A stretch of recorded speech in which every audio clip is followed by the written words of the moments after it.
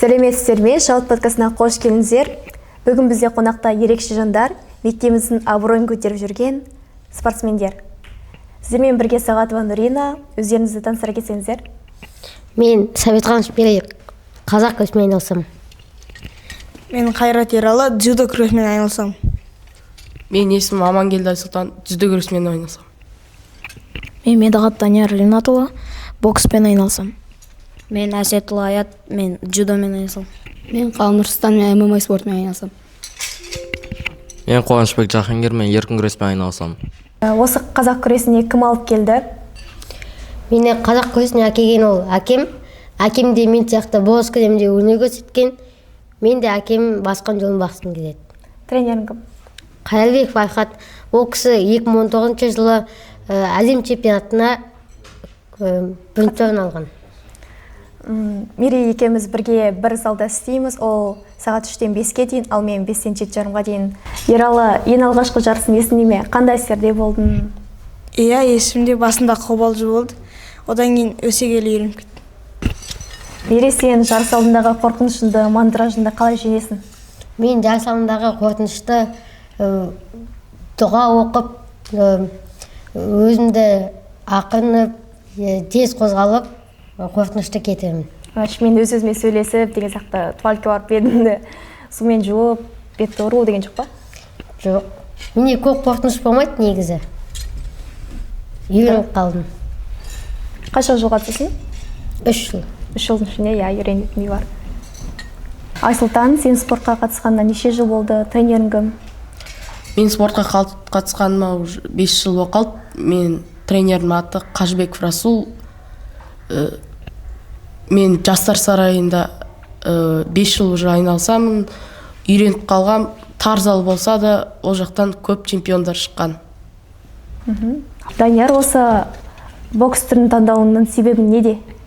Бокс түрін таңдауымның себебі мен телевизордан көбінесе жаңағы ат шыққан боксерларды көріп, осы боксқа қызығушыларым ашылды. Сондықтан мен осы бокс таңдауымның себебі осы, яғни атағы шыққан боксерларды көріп, осы боксқа келдім. Кім сен кумирің осы боксерлардың ішінен? Мен кумирім, яғни Геннадий Головкин.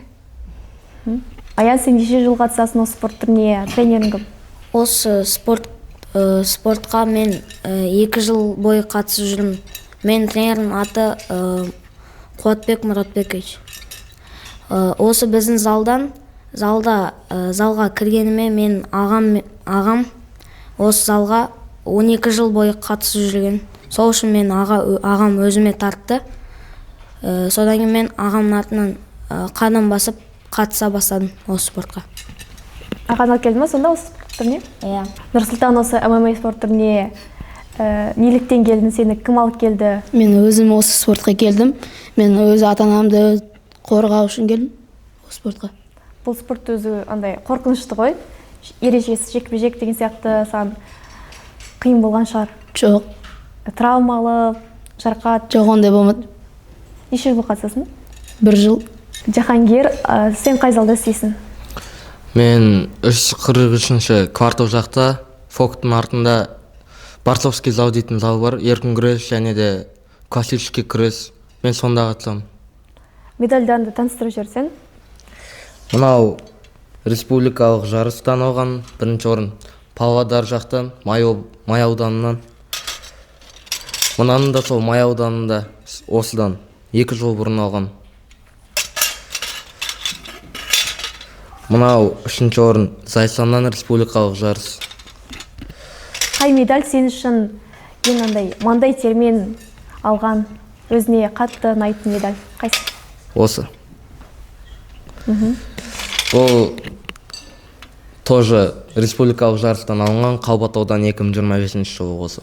Бұл белдіктерді қайдан алдың? Мына поезды мен Ридер қаласынан алдым, ал бұл поезды мен сол Павлодар қаласы Май ауданынан алдым. Кім андай травма алды? Қай жер?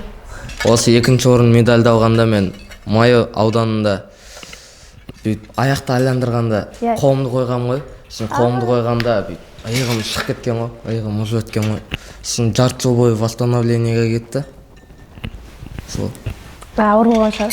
Ері осы жарыста қандай бір қызықты оқиғаны айтып жүрші, басынан өткен. Осы жақында 2 апта бұрын Көкпек алдына барғанбыз қазақша көрсетен.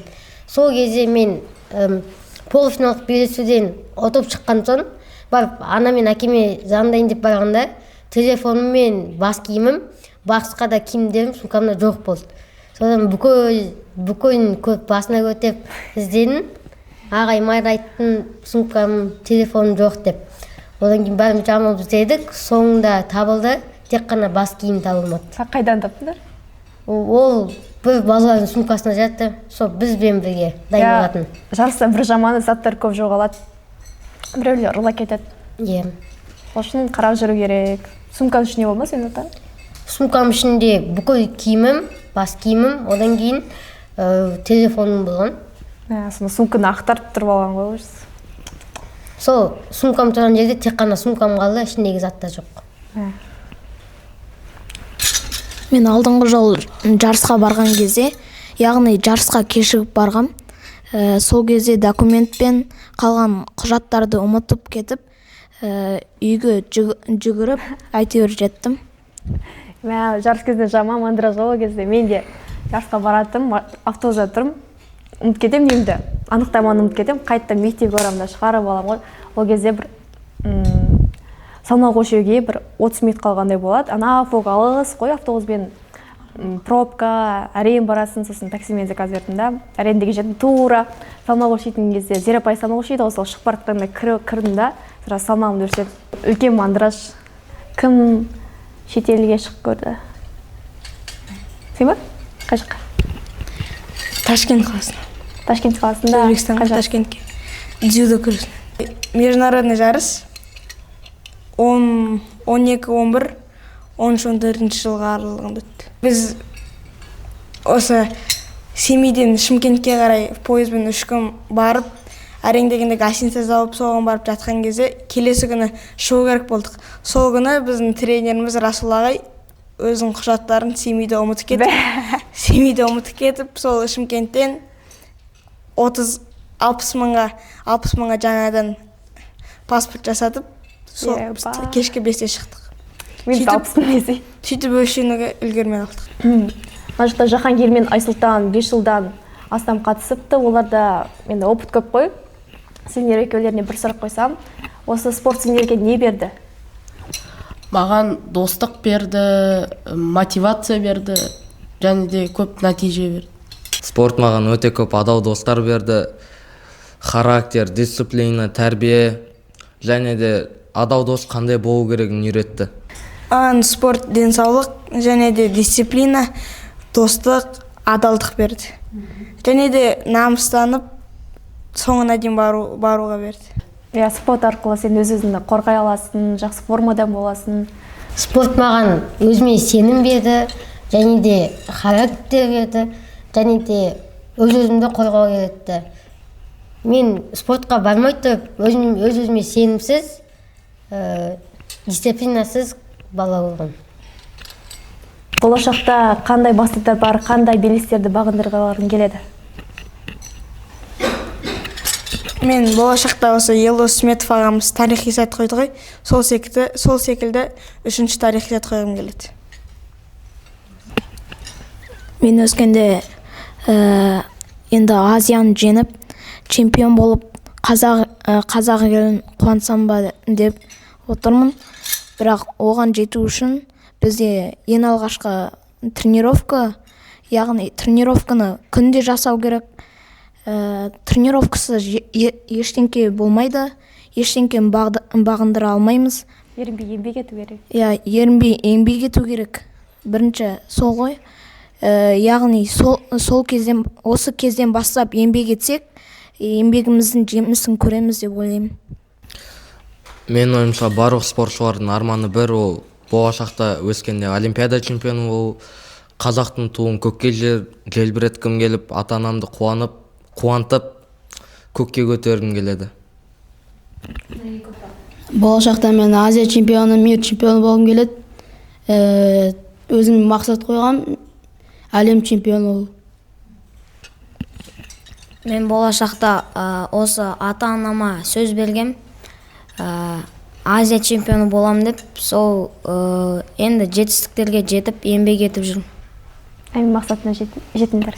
Мен кішкентай кезден бері дзюдомен айналсам, ең басты мақсатым чемпионат республика Қазақстан ұту, содан кейін Азия, мир және де олимпиададан чемпион болғым келеді. Әмин деп қояйық. 30-ына қарай жарыс өтеді. Яғни ол жарыс Ақсуат ауданында болады. Мен сол жарыста ата-анамды қуантып, үйге пойыз алып келуді мақсат етем.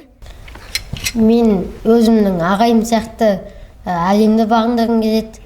Менің ағайым өзі жақсы өскен, 19 жылы әлемді ұтқан. Мен де өз ағайыма тартып әлемді ұтқым келеді. Мен ағам 7 рет осы ЧРК-ға барып келген. Ол 7 ретінде андай ЧРК-дан ұтылған. Бірақ та мен осы мақсатым осы мен ағам ұталмаса да мен оның орнына ұтадым. ЧРК-ға барудың өзі ол бір үлкен жеңіс қой, өйткені онда әр облыстан сүттің бетіне шыққан қаймақтары барады, мықты-мықты. 20 облыстың ішіне неше түрлі өзінің облысының мықты спортшылары барады. Сондықтан бұл онда ұтылсан да үлкен жеңіс. Біздің уақыт бөліп келгеніңіздерге рахмет. Осымен подкастымыз аяқталды. Сіздерге жеңіс, табыс тілейміз. Сау болыңыздар. Сіздермен бірге болған Шабыт подкасты.